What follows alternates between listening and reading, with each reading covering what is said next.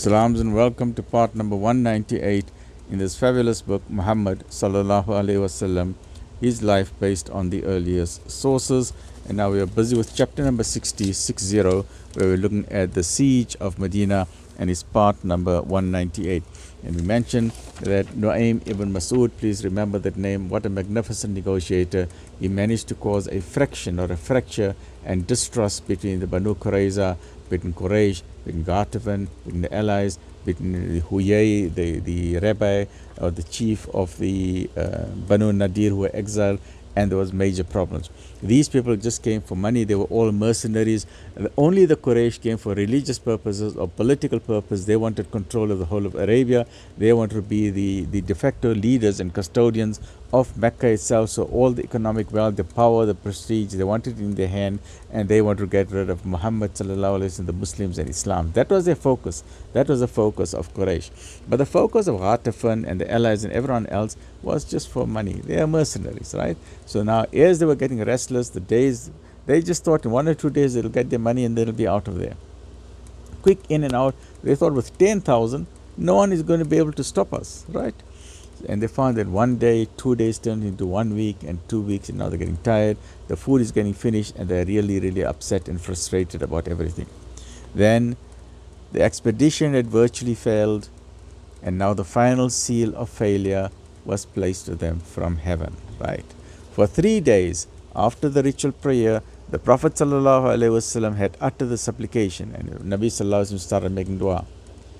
O God, revealer of the book, Ya Allah, Ya Rabbal Alameen, revealer of the book, the Quran, swift caller to account, turn the Confederates to flight, turn them to flight and cause them to quake. So Nabi is making such a powerful dua, right? He's saying, I don't know how, but he says, Ya Allah, you know how to do it. So he says, Ya Allah, revealer of the book, swift caller to account, turn the Confederates to flight, turn them to flight and cause them to quake. What a powerful dua. Wow, what a powerful dua. And when all was over, this verse was revealed. Now in answer to the powerful dua of the Prophet sallallahu alaihi wasallam, this is the answer from the Quran. So this revelation came down, and I quote, O you who believe, remember God's favor unto you when hosts, that means enemies, came at you, and we sent against them a wind, and hosts, armies, you saw not. So the word host means armies. So let me read again. O you who believe, remember God's favor unto you when armies came at you, and we sent against them a wind and armies you saw not. The angels are there, subhanallah. For days the weather had been exceptionally cold and wet, and now a piercing wind came from the east with torrents of rain. From the east now it started raining, storms and torrents of rain, which forced every man to take shelter within Medina as well as the people out in the open, right? And at least within Medina they had shelter of the walls of the houses and so on, but out in the open they were in a total mess. They were in the full brunt of the storm. The night fell and a tempest raged over the plain. The wind rose to hurricane force, and what the wind did not accomplish was done by unseen hands, the angels, subhanallah.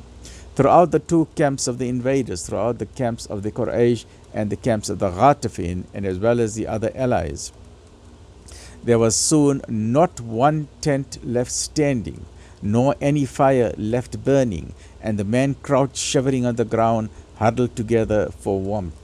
The Muslim camp was somewhat sheltered from the wind, which blew down none of their tents, but its bitterness filled the air, and together with the accumulated strain of the siege, it reduced the believers to a weakness of soul that they would not have thought possible. This was very trying and testing for the believers. The Prophet ﷺ prayed late into the night. Then he went among the men who happened to be nearest to his tent, and one of them, Hudayfa, the son of Yaman. Remember this word, name Hudayfa. What an amazing human being, amazing Sahabi. So he came across Hudayfa, and son of Yaman told afterwards how they heard him say. And Hudayfa is now relating what actually happened and how he got involved, right? So this is a story from Hudayfa. So Hudayfa is saying, Nabi Sal'lal'laa'hu A'lay'hi Was'sallam called out to the Sahaba. It's all shivering, they're shaking, the storm is there, all shivering and shaking. They don't even have enough blankets, they're out in the open.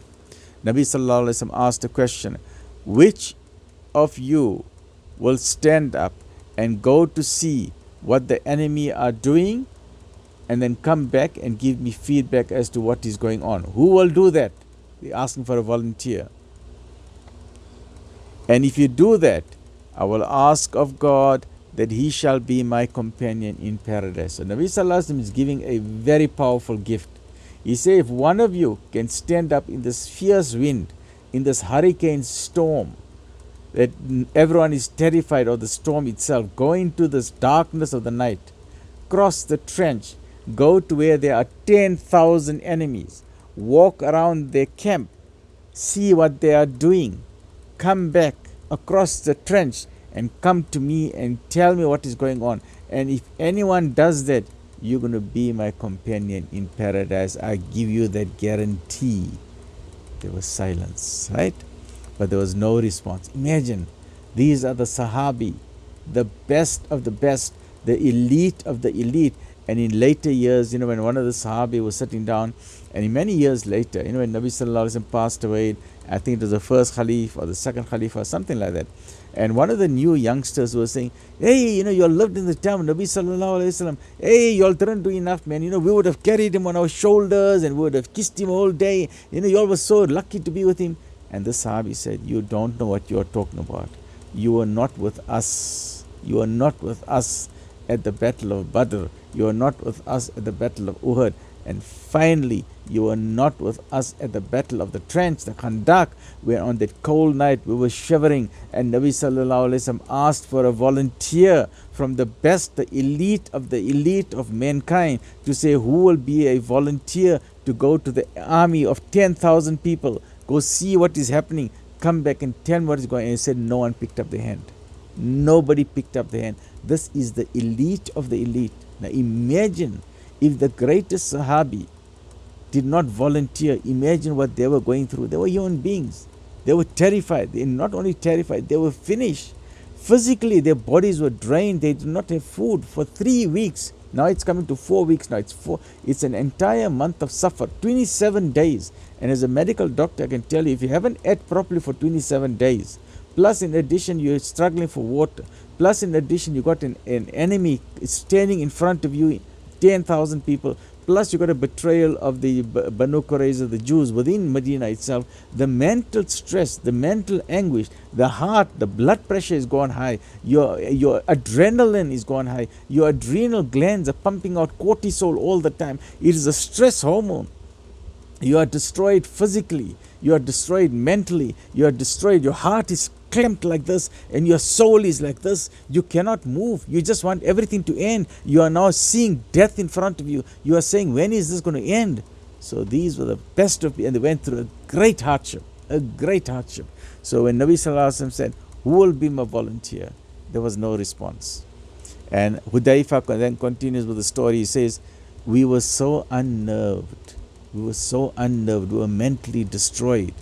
We were so cold. And we were so hungry that not one person rose up to his feet to say, Ya Nabi, I want to be your companion in paradise. I want to be your neighbor in paradise. I want to be with you in paradise. Not one person lifted up their finger or their hand. So when it became clear that no one was intending to offer himself, the Prophet Sallallahu Alaihi Wasallam called Hudayfa. And this fellow who is now staying the story, he said, we're all sitting like this. No one is volunteering. And he said, we're all looking down. It's like when you're in a classroom and the professor, the teacher is now looking for someone to give a speech, an impromptu speech, and he's now pointing fingers and he says, okay, first he says, who wants to volunteer to give a speech? No one is interested. No, we don't want to give a speech. Then he says, okay, I'm going to choose one of you, and you don't want to be selected. You're looking down, you don't want to look in the eye. So everyone is looking down, and Nabi Sallallahu Alaihi Wasallam went to Hudayfa. Hudayfa, now when Nabi Sallallahu Alaihi Wasallam utters your name, and he's calling you by your name, then you got no choice in the matter, right? Ati'ullah wa ati'ul Rasul. Then you say, Labbaik ya Rasulullah. I am here, ya Rasulullah. Whatever you want me to do, I am at your service. So when Nabi Sallallahu Alaihi Wasallam said, Hudayfa jumped up. although he was destroyed mentally, physically, but when Nabi Sallallahu Alaihi Wasallam called his name, Labbaik ya Rasulullah, I am here. What do you want me to do? So Hudayfa rose and went to meet Nabi Sallallahu Alaihi Wasallam, spurred into action by being singled out from the rest. So in the same time, he was very fearful, but at the same time, he was greatly honored, very greatly honored to say, me, out of 3,000 people sitting here, Nabi Sallallahu Alaihi Wasallam called out my name. So there must be something significant, something special about Hudayfa, that Nabi Sallallahu Alaihi Wasallam said, today, on this night, when there's a huge storm, there's only one person who will be able to go through the storm in the middle of the night into enemy territory, a very dangerous event, to go through the trench, to come out on the other side of the trench, to walk around in the enemy camp amongst the Quraysh and amongst the Ghatafan, and to look at Abu Sufyan, to look at all the people, to see what are they doing, what are they talking about, and to come back safe, make sure you're not captured, and to come back then safely, come across the trench, come back to Nabi Sallallahu Alaihi Wasallam while the storm is raging, and then give Nabi Sallallahu Alaihi Wasallam the feedback that A, B, C and D is happening. Nabi Sallallahu Alaihi Wasallam knew that nobody except Hudayfa can do it. This is how Nabi Sallallahu Alaihi Wasallam knew his people.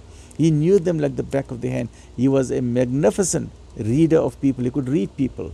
He knew their skills, he knew their weaknesses, he knew their talents. And he knew, like for example, in the previous one when we spoke about Nu'aym, he knew that that diplomat is the ideal person who can go negotiate with all the chiefs and he can crack and fracture them.